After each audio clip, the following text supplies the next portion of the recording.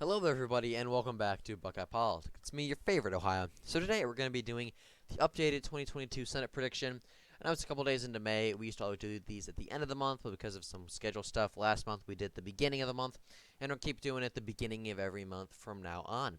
So let's start filling in the safe Republican states. They include states of Idaho, Utah, North and South Dakota. In the state of Utah, Evan McMullen, the former presidential candidate who's running as an independent, he's not going to win. Stop coping. The Democratic Party of Utah literally endorsed him. So any chance of him being this like moderate center-right Republican and having any appeal to Republicans in the state is out the window. Because he's endorsed by the Democrats, and although Utah may not be that great of a state for the Republicans, a lot of rhinos, a lot of Mormons who don't like Trump, they're not going to vote Democratic.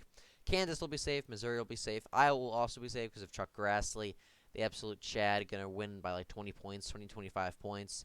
Um, he's a great candidate, great guy. He's a funny guy. He's up there in age, but he'll win by a safe margin. He wins like by 25 points every cycle. Arkansas, Louisiana, Alabama, Kentucky, Indiana, South Carolina, Alaska, and actually the great state of Florida and my great home state of Ohio. State of Florida, Marco Rubio won by like 8 points back in 2016. Florida's gotten a lot redder. DeSantis is going to win by like 10, 15 points at this point, so he's probably going to carry Rubio over the 10-point margin. Rubio is pretty popular. He'll do very well with Hispanics. Him and DeSantis will play off each other very well, campaigning together. Honestly, Rubio will win by more than probably 10 to 12, maybe even close to 15 points at this point. Rubio, he's not the best senator, but he's very popular in Florida, and him and DeSantis will easily win by 10 points. My great home state of Ohio, J.D. Vance is now the official Republican nominee. He'll take on Tim Ryan. I think he'll win by a safe margin. Tim Ryan might do okay in places like Mahoning County. I was thinking that in the past, and a lot of people are saying that, but like the Republicans and J.D. Vance did so well in this part of the state, in the working class parts of the state, that I think Tim Ryan's screwed. Honestly, for a while, I thought that Tim Ryan had a good chance of beating Vance, but not anymore. I think Vance is going to win this race very handily. I mean, looking at the primary vote totals and just the energy on each side, Tim Ryan is getting hammered, even in places like his own district, and a lot of blue-collar places people expect him to do well in. So with that, I think I'm putting Ohio in the safe Republican column. Now let's go on to the safe Democratic states. That includes states of Oregon, California, Hawaii, Illinois, Maryland, Connecticut, New York, and Vermont. I could see Connecticut going likely. I don't think it's the most likely scenario, but I suppose there's a chance. Same thing with Illinois. Illinois could possibly be under 10, but I don't think it's the most likely scenario. Well, I think same with Connecticut. It's probably not going to be under 10, but I mean, there's always that chance. So these are the safe states for each side. Republicans start with 47 safe states. Their Democrats have 44. From now, let's go from east to west. So we're going to start in the great state of New Hampshire, and I believe New Hampshire is going to not tilt to the Democrats. It's going to tilt to the Republican Party. Don Bolduc, or Chuck Morris should win it. I think Chuck Morris is the more electable candidate, but Don Bolduc is better on the issues. Now, the only way I think New Hampshire stays Democratic is if abortion becomes a big issue, because New Hampshire is a very libertarian state. A lot of Republicans aren't going to turn out for a Republican who's like super pro-life, unfortunately. And Don Bolduc's already a little bit far out there with some of his beliefs. So if abortion becomes a mainstream issue, I don't think it really will. I think the economy is going to be the biggest issue, which is why I think Don Bolduc will win. But if abortion is a main issue, then I think that's the only way Maggie Hassan hangs on, honestly. So she'll probably run a lot on the abortion issue in New Hampshire. We'll just have to wait and see. But I think as of now, Don Bolduc will probably win New Hampshire by a tilt margin. The red state of Pennsylvania, that's going to lean to Dr. Oz. Honestly, McCormick is the most slimy establishment politician I've ever seen. This is a guy who sent manufacturing jobs to China, wanted China to join the World Trade, the Trans-Pacific Partnership, World Trade Organization. He was an absolute shill for China. He absolutely loved sending our troops to die in the endless wars in the Middle East. Then all of a sudden, Trump came into office in 2016, and this guy is suddenly an America First paleocon who stands for the working people of Pennsylvania. All right, yeah, sure, bub. So I support Dr. Oz in this race. He's not perfect. Don't believe me. Dr. Oz is not perfect, but he's far better than McCormick, and he's honestly not off on the issues. Oz is going to be a solid Republican voter, a solid Republican vote in the Senate. He's going to hang on to that seat for a little while. He knows what he's doing. I know the whole stuff with the Turkish election. I know he has Turkish citizenship, but like, he voted in an election in Turkey back in 2018, and he has a citizenship there. Like he has said he will renounce his citizenship, and voting. I don't think is the voting's kind of a little bit suspicious in my opinion. Makes me question a little bit, but I don't think it's the biggest thing in the world. If he has a citizenship and he feels inclined to vote for someone, I think that's his right. If he has dual citizenship and he wants to vote for someone, that's his right. I don't see the issue with that necessarily. Now that could, if more details come out, like he was campaigning with the guy, then I could see that as an issue. But honestly, I'm not really bothered by that. And then if everyone's saying he had the transgender kid on his show, he debated the doctor that did the surgery, and he encouraged families not to look into this. He was relatively anti-transgender in that interview, which is kind of ironic considering how back then it was considered this big. He was like saying, "Oh, look how progressive Dr. Oz is. He had this transgender kid on." When he literally debates the surgeon and the kid and says, "You shouldn't do this to your kids." So Dr. Oz, I don't see the issue with him honestly. I think he's pretty solid on the issues. He's way better than McCormick, and I think he'll win by a lean margin.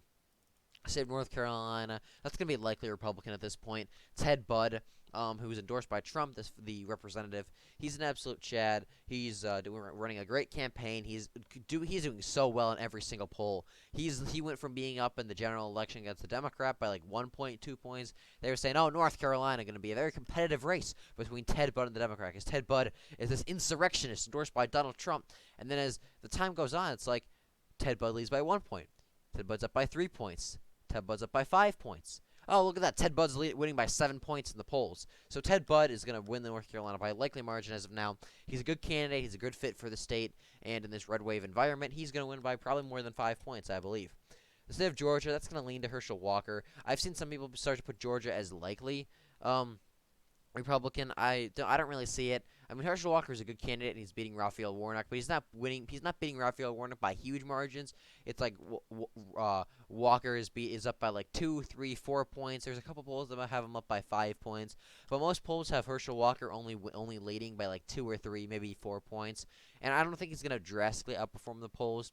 I think Stacey Abrams will probably encourage a Democrat black turnout in Atlanta. So I think Herschel Walker will probably win by like 3 to 4 points. He'll have a solid showing. He'll win relatively handily, but I don't think it's going to be by more than 5. The state of Wisconsin is going to be likely for Ron Johnson. Ron Johnson's pretty based on the issues. He won by like almost 3-4 points back in 2016 when Trump only carried the state by like less than a point. So he outperformed Trump by 3 points. Even if he outperforms Trump's 2020 margin, he still wins by 2 points.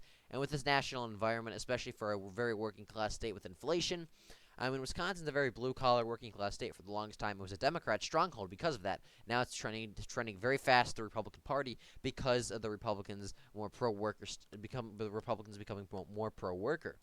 So Wisconsin, I think, is going to be likely Republican. Ron Johnson won by like 3 points last time. It's not very difficult to see an R-trending state in an R-trending year vote 2 points more to the right.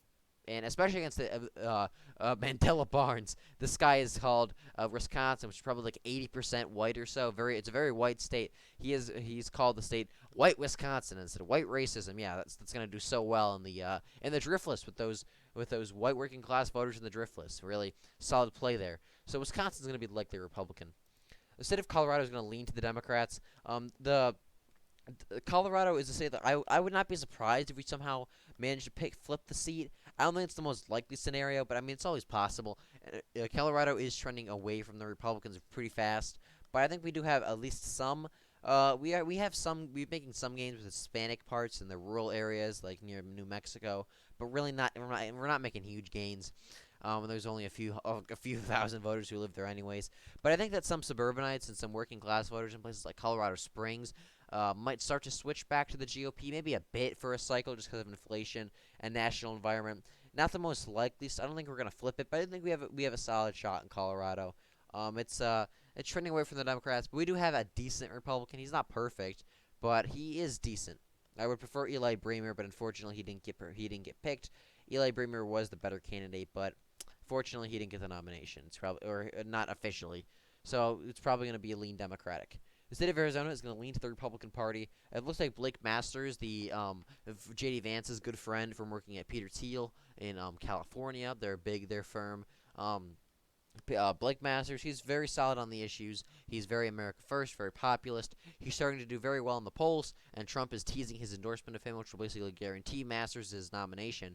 And in Arizona, which is Arizona's a very weird state politically. You have a relatively strong a neoconservative, moderate Republican faction, but you also have a very strong America First faction. So it's kind of those two kind of battling it out. It seems like, and I think that more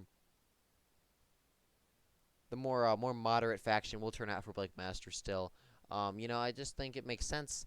Uh, I mean, those guys are going to be upset with inflation, and a lot of them that said, you know what, I'm going to vote for Biden, are going to suck up and vote for Trump. So Arizona is going to lean to the Republican Party. Now, looking at the great state of Nevada, Nevada is also going to lean to the GOP. The Adam Laxalt got screwed over by the state GOP because they didn't officially endorse him, which has led to Sam. I'm not Sam, which has led to the other guy, Sam. I think his last name's like Brandt or something. I don't know. I never even heard of this guy until now. But they endorsed this other random guy, and now he's doing like decently in the polls. Laxalt's still up by like 30 points, but it's like 50 to 20 instead of like 70 to nothing.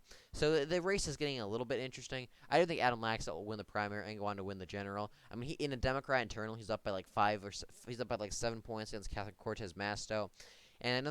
Basically all the polls show this race to be very competitive, but they all show Laxalt with a slight lead. So I do think Adam Laxalt is going to win this race by about 2 to 3 points.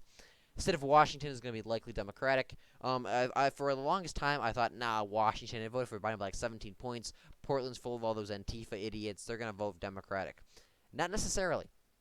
Tiffany Smiley, who is a Veterans Affairs official, and she's like a Veterans Affairs activist. Her husband was wounded in Iraq.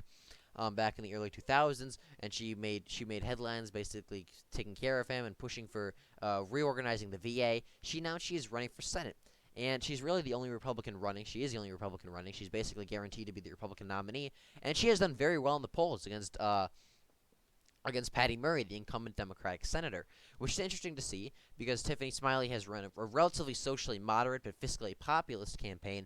She's focused a lot on reviving the economy, helping farmers, she is socially conservative, but she's not super much so. So it's interesting to see that Tiffany Smiley, who's actually one of the better candidates on the issues, is actually doing better in a state like Washington. It makes me think maybe if we maybe populist policies and moderate social conservatism can win in other states. Maybe, not saying it will, just saying it is a race to look out for.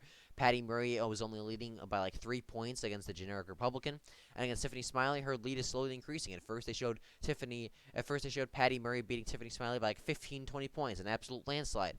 Then it went to Tiffany Smiley only losing by 11 points. Then now Tiffany Smiley's only losing by 8 or 9 points. And we haven't seen any polls recently because the Democrats are freaking out that this race might actually flip to the GOP. Right now, I think Tiffany Smiley loses by about 8 to 9 points. Patty Murray, as of now, definitely wins by a likely margin. But I am going to keep an eye on this race because I do think there is something there. Seattle elected a Republican.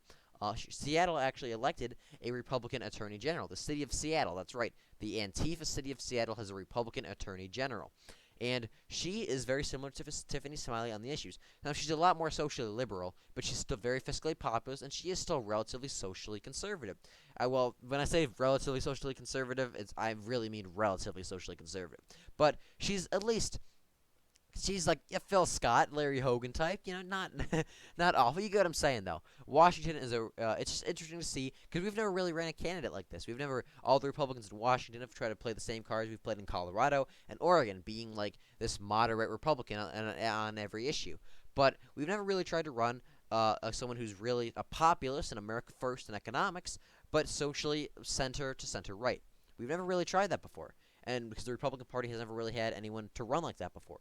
So it's just interesting to see how that could affect this race and this national environment, how Tiffany Smiley might do. I don't think she's going to win, but I do think she will make it competitive. So with that, this is my prediction for the 2022 Senate elections. I hope you enjoyed, and if you did, be sure to like and subscribe for more.